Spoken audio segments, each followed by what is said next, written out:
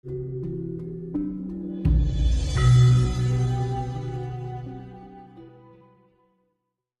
ada nggak rumah yang ideal, pemukiman? Lah, ini mesti saya sampaikan, mestinya kepada Menteri Perumahan Rakyat gitu loh. Tapi kan nggak mau dong, karena dia teorinya sudah mateng. Ideal pemukiman yang termaksud adalah 50 ubin tanah. 50 ubin itu 50 kali 14 kalau ukuran Banyumas. Ya. 50 ubin sawah. Sehingga tempat yang dihuni itu ideal. Namun sekarang itu adalah di perumahan. Di perumahan kelihatannya gagah. Nggak mau dong, rata-rata orang di perumahan berpakaian seperti Mas Haji nggak mau. Ya kan? Karena gengsi dengan tetangga. Lah, ini adanya persaingan. Coba dicek. Di perumahan rata-rata kehidupan persaingan. Lah, persaingan ini yang menyebabkan tidak sehat dan lalu apa-apa diuntal. Umpamanya buntu sih. Ini setoran ini buka lubang tutup lubang. Kayak Haji Omairama kan begitu kan? Buka lubang tutup lubang untuk nutup sini, untuk nutup sini gitu loh. Lah, akhirnya adanya persaingan. Kapan kamu akan mengolah rasa? Kapan aku akan mengolah batin? Tidak ada pertanyaan demikian. Adanya penekanan ekonomi. Jadi sekarang manusia itu tentunya penekanan ekonomi bukan ekonomi yang primer ya, tapi dirujuk kepada ekonomi sekunder. Ekonomi sekunder ini ya gengsi itu mahal harganya. Akhirnya kepada status gaya hidup. Gaya hidup ini kan bukan primer. Ya, primernya adalah sandang, pangan, papan. Ini terabaikan, sekarang mengejarnya kepada yang sekunder ini. Jadi tahun 2024, kalau kita tidak mau menata diri, niscaya gonjang-ganjingnya, ya saya katakan menata diri, yang saya maksud, kapan kamu akan berkata-kata dengan dirimu? Lah, ini nyaris nggak ada kesempatan sekarang Mas Haji. Nyaris sekarang nggak ada kesempatan, disibukkan oleh, wah besok harus bayar listrik. Wah besok ibaratnya harus bayar bank ucak-ucak ya, wah besok harus bayar motor, wah besok harus nyicil rumah. Lah, akhirnya kan dipengatkan. Lah, kalau sudah seperti ini, sudah buntu, yakin apa-apa diuntal. Sekarang sedulur ilang ngasih ya kan, karena sudah buntu. Sehingga kalau saudara ya saudara, tapi uang itu bukan saudara ya. Nah, ini yang menyebabkan manusia itu kebuntuannya luar biasa begitu. Jadi tahun 2024 menurut saya secara penekanan mental sudah luar biasa. Nanti ada istilah orang cara kasarnya itu babi buta, Mas Haji. Ya, babi buta itu seperti apa kejadiannya? Dan lalu alam tentu tidak terima. Alam pasti nggak rela gitu, karena aslinya bumi hanya rela diinjak oleh kaum yang beriman dan bertakwa. Lah, sekarang setiap hari mari kita tingkatkan iman dan takwa. Setiap hari Jumat mungkin, setiap hari Minggu mungkin, tapi imannya pada nggak meningkat-ningkat gitu. Apalagi takwanya gitu loh. Ya, sekarang kan mari kita tingkatkan iman dan takwa kepada Tuhan Yang Maha Esa. Mari kita melakukan kebaikan, tapi dia sendiri nggak sempat berbuat baik. Karena apa? Sudah kepengatan penekanan mental. Doktrin taruhlah sekarang hanya beda model lah. Penjajahan ini hanya beda model. Kalau dulu terang-terangan senjata, tujuan penjajahan semua kan ekonomi. Ya, betul. Semua ekonomi. Lah, sekarang dikuasai dengan cara halus. Ada yang bisa saya bantu. Ini nanti nggak apa-apa Pak, tanpa DP umpamanya gitu loh. Lah, kita tertarik. Ya, taruhlah kita ngambil jeder tiap bulan sekian. Lah, sedangkan kebutuhan belakang taruhlah rumah saja mungkin masih ngontrak ibaratnya kan. Ini sudah jadi 2024 intinya itu saking pengatih pikiran itu bisa jebluk. Bisa dipahami nggak? Ibarat wudun tahu nggak wudun? Lah, itu jedor. Ibarat ban mobil, kapasitasnya itu penekanannya itu sudah sangat panas, nanti jebluk. Nah, kalau jebluk bahayanya seperti apa? Bayangkan sendirilah gitu loh. Lah, jebluknya ini mungkin ya bisa dibayangkan sendiri, 98 aja penjarahan begitu loh. Lah, ini yang patut kita waspadai. Lalu tindakan preventif kita, mari kita secara seksama taruhlah berkata-kata dengan diri kita. Sempatkan dirimu untuk berkata-kata dengan batinmu, dengan Tuhanmu. Nggak usah berkata-kata dengan, mohon maaf kalau kasarnya ngomong, para ustadz, para pendeta. Ini nyaris nggak ada gunanya kalau nggak berkata-kata dengan dirimu. Gitu loh. Hanyanya teori, adu pinter, adu mulut, nanti lama-lama lah. Sekarang kan banyak ya ustadz antar ustadz aja sudah pada bentrok. Karena apa? Mungkin kalau kasarnya ngomong, mungkin rebutan umat. Semakin banyak umatnya kan semakin mudah cari makan dong. Lah berbeda dengan saya nih, nggak ada, oh nanti kamu dengan orang yang suka tapa brata, nanti kamu datang minta barokahnya, lalu nanti kamu akan mendapat surga. Kan nggak ada cerita seperti itu, ya kan? Adanya malah ngapain lo tapa brata dan sebagainya. Dan dalam rangka itu saya juga turut mencari solusi untuk bangsa dan negara dengan cara laku tapa brata, begitu loh. Andilnya bisa itu, hanya bisa itu.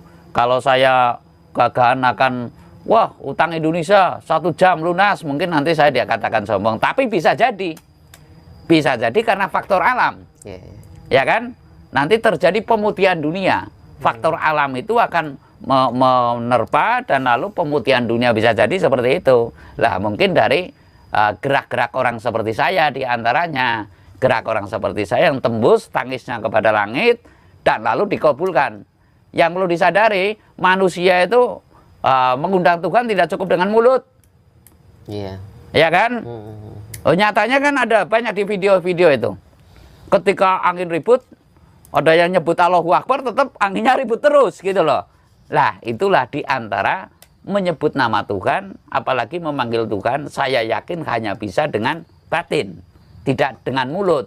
Artinya, kalau saya mengatakan orang sekarang itu percaya adanya Tuhan hanya di bibir saja kan kasar. Tapi yang jelas, kalau dalam tahapan mulut itu masih belum sampai menurut saya. Iya. Siap, kita Dharma. Panjenengan sebagai praktisi spiritual kita Dharma, boleh dong dibagikan ke teman-teman perjalanan panjenengan dari awal sampai sekarang. Begini Mas, kalau spiritual sekarang kan, kalau saya mengatakan spiritual yang abal-abal itu repot. Nanti saya dikomplain dong. Kalau saya sekarang ketemu dengan para kaum spiritualis sekarang takut. Takutnya apa? Sudah pada sakti-sakti banget. Merasa ya. sakti? Iya banyak begitu loh. Baru ini katanya, oh titisannya sang yang apa. Lalu baru begini katanya sudah ketemu sama beliaunya. Lah padahal saya di sini bermalam-malam saja hanya ditemanin suara-suara ya. Suara-suara memang ya ada, kayak wewe gombel itu ada. Tapi kalau sudah ketemu kan saya sudah takut gitu loh. Berarti dia kesayangan banget gitu loh. Nah saya akan bercerita pengalaman Mas. Pengalaman saya itu dari kecil umur kelas 4 SD umur berapa itu? Antara 12 tahun ya? 12-13 tahun lah mungkin. Saya masih murni lah yang jelas. Saya sudah buat mengkurungan keluhuran saya, yang saya katanya itu magrok di badan saya.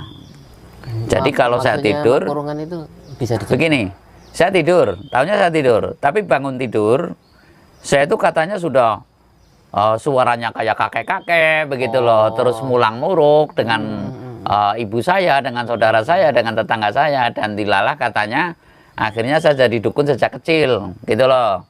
Ini pengalaman spiritual saya. Saya akan dengan hikmah ini, spiritual sebenarnya adalah yang asli itu adalah orang telah tertulis atau terkodrat. Tidak bisa ikut-ikutan maksudnya. Kalau tidak, seyogianya mencari yang terkodrat dan ambil ajarannya saja begitu. Ini sebuah rujukan begitu loh. Artinya kaum spiritual itu memang setelah tertulis dari kecil, tidak bisa dibuat-buat. Nah kalau ingin mempelajari spiritual, seyogianya ada guru tuduhnya begitu loh. Jadi bisa membedakan spiritual yang sejati dan spiritual yang halusinasi, kata kasarnya itu mesti bisa membedakan. Nah, lalu setelah gede saya terpanggil, pokoknya kayak ada sebuah bisikan. Contoh, waktu saya tahun 93 saya ikut bulik saya di Bali. Balik, ini bukan tempatmu. Itu loh. Saya sudah kerja di bank dagang negara, lalu kena merger sehingga kan dirubah menjadi Prista gitu, Mandiri Prista. Saya ikut paklik saya itu sudah taruhlah sudah enak lah hidupnya. Ternyata begitu saya pulang juga BDN Bank Dagang Negara itu kena merger. Berarti kan ini bukan tempatmu, betul kan gitu loh. Nah, lalu saya kayak ada sebuah penghantuan yang terus-terusan, sebuah bisikan, sebuah mimpi, sebuah apa yang akhirnya saya tahun 94 mengambil keputusan masuk ke hutan di Gunung Selok. Saya bikin gubuk 3 meter persegi selama 7 tahun di Gua Pakuwaja, begitu loh. Nah, disitulah saya mulai bisa berkata-kata dengan bahasa langitan ya. Yang saya katakan bahasa langitan tuh bahasa saya sulit ditiru oleh siapapun. Contoh, Hong wilaheng jati nuhoni hajat-hajate leluhur Nusantara. Ini menurut saya adalah salam Republik Indonesia atau salam Nusantara gitu loh. Hong wilaheng jati nuhoni hajat-hajate leluhur Nusantara tapi uluk salam mulia. Dan saya yakin Mas Haji pun baru dengar dari saya dong. Iya. Loh, sekarang dari Pak Karno, jangankan Pak Karno ya, dari Airlangga sampai dengan sekarang apa salamnya raja kita? Seolah-olah miskin banget dong. Saya maneges apa sih salam Indonesia ya? Tapi uluk salam mulia. Mestinya kalau saya tapi uluk salam mulia, jenengan menjawab salam mulia, lalu barulah rahayu. Rahayu itu adalah darah yang selamat. Nih saya begitu, artinya begitu. Sekarang kan banyak itu rahaya, rahayu. Nggak tahu artinya. Menurut saya adalah darah yang selamat, bukan darah yang digdaya gitu loh. Lah ini spiritual menurut saya seperti itu. Jadi kalau menurut saya spiritual itu garis titis popos teneng urip yang lebih berbicara.